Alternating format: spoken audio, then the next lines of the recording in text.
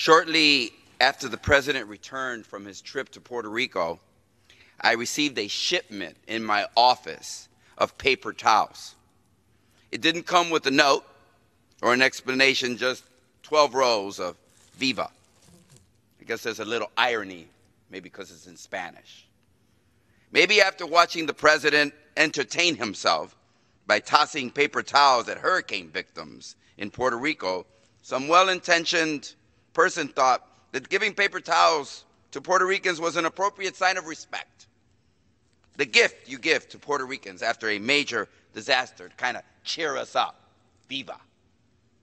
Having returned from my second trip to Puerto Rico since the hurricane, I can tell you one thing for sure.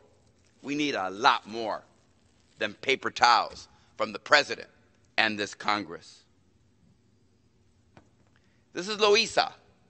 I was visiting with the mayor. I want you to look at the pictures. This woman here, she has a disabled adult sleeping on a wet mattress. Yeah, sleeping on a wet mattress. That's the home that she takes care of her son. 4 weeks after the hurricane. Children hiding behind barricades, homes destroyed.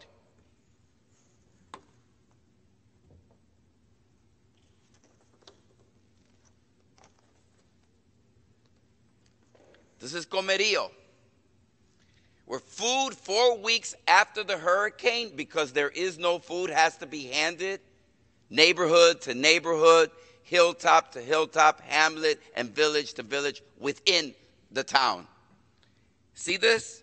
People sleep there on that bed without tarps because somehow we forgot that in a hurricane destroyed society, it might be a good idea to have something over your head. Of course, the president said he gave himself a 10. Tell that to the people that have to live there 4 weeks. I just came back from this trip on Saturday. I'm now not surprised that the congressmen, my colleagues, are taking day trips to Puerto Rico. Yes, that's what we do as members of Congress. We get there at 9 o'clock during the sun of the day, and we leave by 4 before the darkness comes, because of course there is no electricity. And then they take us on a helicopter ride around the island. That's no way to visit. You get off the plane and off the helicopter, and you stay overnight when it's pitch black, because that's the way 3.4 million American citizens live 1 month after the hurricane. That's how they live. So I don't know, maybe congressmen should stop taking day trips where they get there at 9 and leave by 4. Spend the night. Get out of your comfort and go talk to the American citizens that you're supposed to be representing.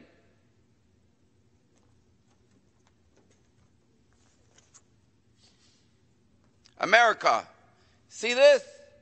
That's a horse stable, abandoned house, where people live.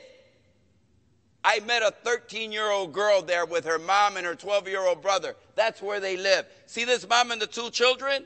No roof over their heads, just a little tarp to keep one part of their house and no place to sleep. See this man right here?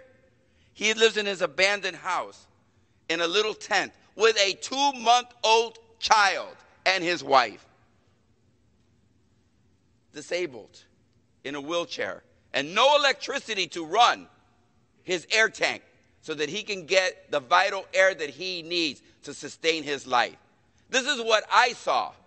And this was without the help of the federal government, because if you ask for help, they'll put you on a helicopter and take you on a nice tour, and you will not talk or see anybody. And I know there are some in America saying they should just do this for themselves. Well, guess what? They're citizens of the United States of America.